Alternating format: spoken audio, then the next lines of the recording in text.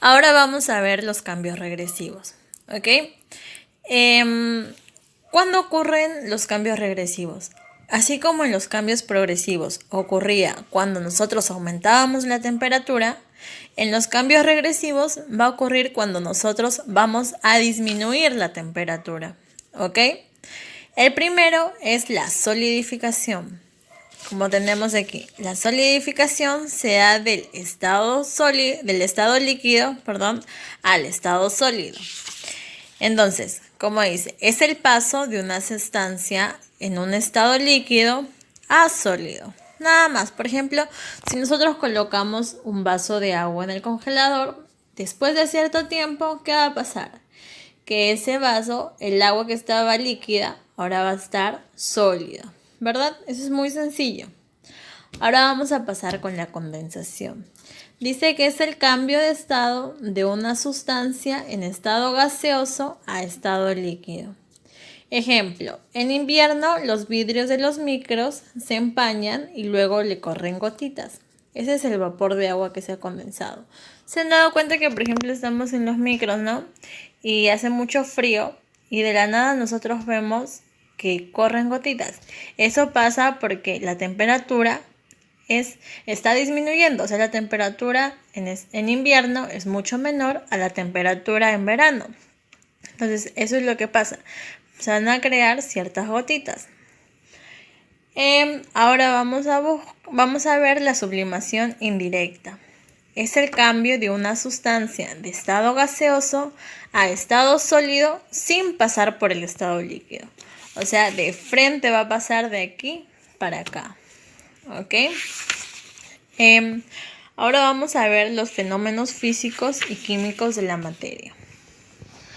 Dice que la materia sufre cambios o transformaciones por acción de algún agente energético. Estos cambios pueden alterar la apariencia física de las sustancias o alterar la estructura interna de las sustancias. Por ejemplo, vamos a ver primero entonces los fenómenos físicos. Dice que son cambios que afectan solamente al aspecto físico de la materia. Es decir, no se llegan a formar nuevas sustancias. Como bien dice, los cambios que van a ocurrir solamente van a ser en el exterior de la materia. Son cambios que nosotros vamos a poder ver. Los cambios físicos no hacen que cambien su estructura interna, solo se modifica la forma. Además, es reversible, ¿ok? Entonces, los cambios físicos son cambios que se van a hacer de manera externa en la parte de la superficie de la materia y que nosotros vamos a poder ver.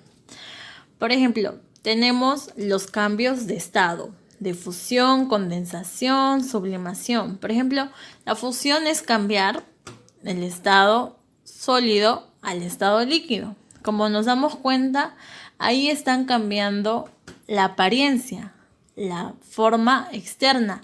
Lo que nosotros vemos al principio era un bloque de hielo pequeño y luego se vuelve líquido. Entonces nos damos cuenta que solamente cambia su exterior. Sin embargo, su interior se mantiene igual, su estructura interna se mantiene.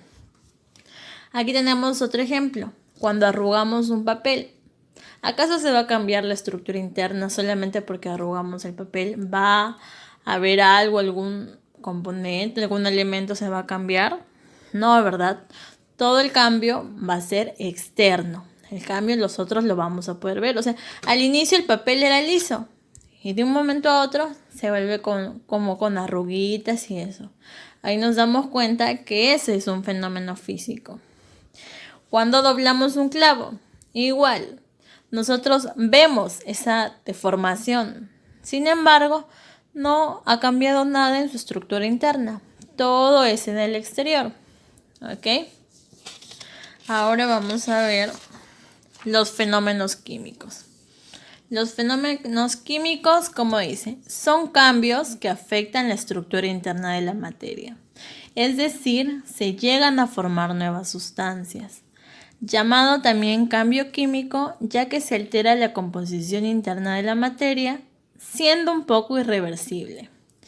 Todas las reacciones químicas son cambios o fenómenos químicos. ¿Ok? A ver, entonces aquí no se va a cambiar físicamente, o sea, nosotros no vamos a poder ver.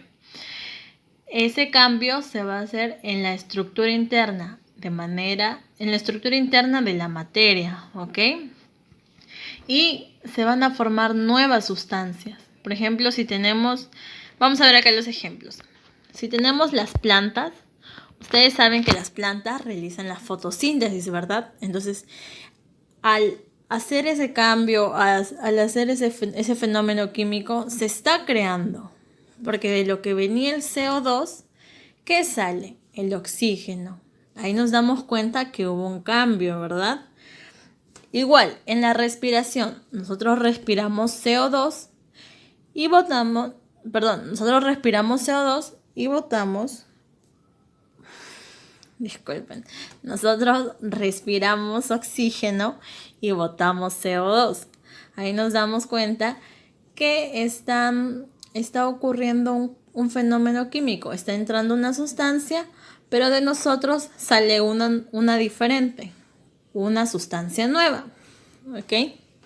Igual en la digestión, ya saben, nosotros adquirimos o ingerimos cualquier alimento y salen nuestros desechos y no es lo mismo, ¿ok? Ahí nos damos cuenta en esos 3 ejemplos que ya puede ser que todo el cambio es internamente y que todo ocurre en la estructura interna de la materia, ¿ok? Y que se forman nuevas sustancias. No olvidar, en los fenómenos químicos se forman nuevas sustancias, en los fenómenos físicos no se forman nuevas sustancias.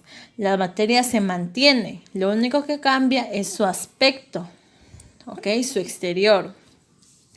Ahora vamos a ver la clasificación de la materia.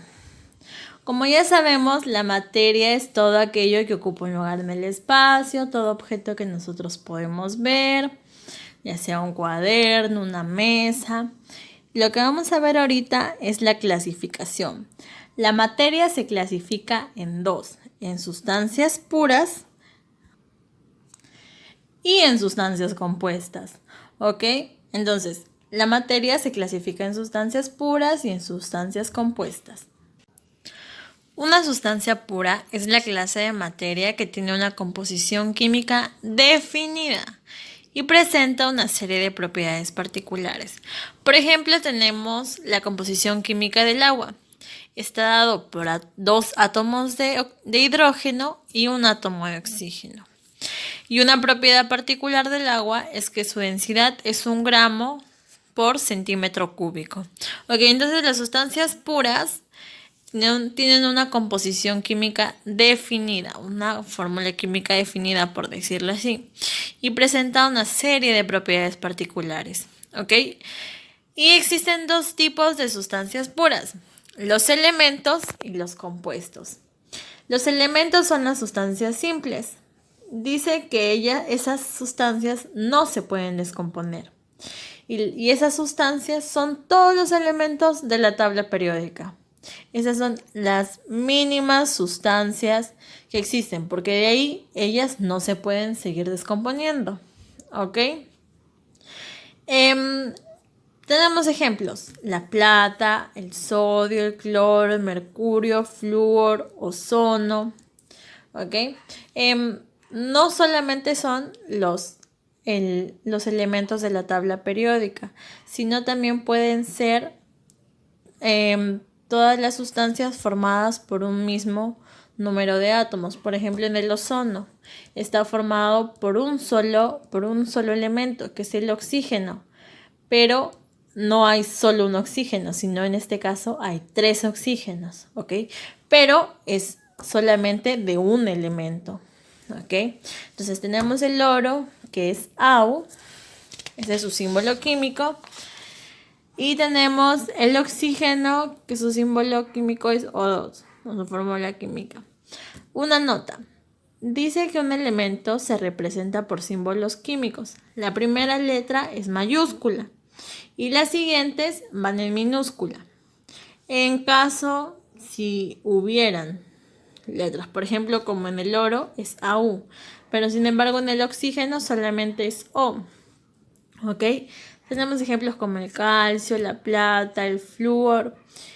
Y los elementos químicos se encuentran ordenados y clasificados en la tabla periódica. Más adelante vamos a hablar de la tabla periódica, sí, específicamente. Ahorita lo estamos viendo solo de pasadita, ¿ok? Ahora vamos a ver los compuestos. Son las sustancias compuestas, como bien dice su nombre. Son sustancias constituidas por dos o más elementos o átomos diferentes. En el caso de las sustancias simples, pueden ser dos o más átomos, pero de la misma sustancia. En este caso, tiene que ser de átomos diferentes, ¿ok? Eso es básicamente. Como dice ahí, formando moléculas o redes iónicas, compuestos iónicos, eso lo vamos a ver más adelante. Y dice que van a presentar propiedades distintas y diferentes de las propiedades de los elementos que la forman. Por ejemplo, las propiedades del CO2, del dióxido de carbono, no van a ser las mismas que las propiedades de solo el carbono o de solo el oxígeno. Van a ser muy diferentes, ¿ok? Ahí tenemos unos ejemplos. Tenemos el agua, que es H2O, como vemos, tiene dos elementos, que uno es el hidrógeno y el otro es el oxígeno. En el cloruro de sodio, que es la sal, tenemos dos elementos, el sodio y el cloro. Y en el propano tenemos dos elementos, el carbono y el oxígeno. ¿Ok? Ahora acá dicen, los compuestos se representan por fórmulas y estas indican cuántos átomos de cada tipo hay en una molécula, compuesto iónico. Como hemos visto, por ejemplo, en el agua, aquí tenemos, en el agua su fórmula es H2O y su composición son dos átomos de hidrógeno y un átomo de oxígeno. En el dióxido de carbono, su fórmula CO2, un átomo de carbono y dos átomos de oxígeno. Vamos a ver la clasificación de los átomos. Dice, según el número de átomos, es diatómico cuando son 2, triatómico cuando son 3. Y según la cantidad de elementos, binario cuando son 2 y ternario cuando son 3 elementos. O 3 sustancias simples. Tenemos aquí el ejemplo del agua, H2O. Es triatómico porque hay 3 átomos, 2 de hidrógeno y 1 de oxígeno. Y es binario porque solamente son 2 elementos, 2 sustancias simples. Tenemos el NH3, que es tetratómico, 4 átomos, 1 de nitrógeno y 3 de hidrógeno. Y es binario porque presenta solamente 2 elementos. Tenemos el ácido sulfúrico, que es heptatómico. Son 2 elementos de hidrógeno, 1 de azufre y 4 de oxígeno. En total, 7 átomos. Y es ternario según la cantidad de elementos, es decir, son 3 sustancias simples. Hasta ahí está todo y voy a darles una práctica para que refuercen lo aprendido.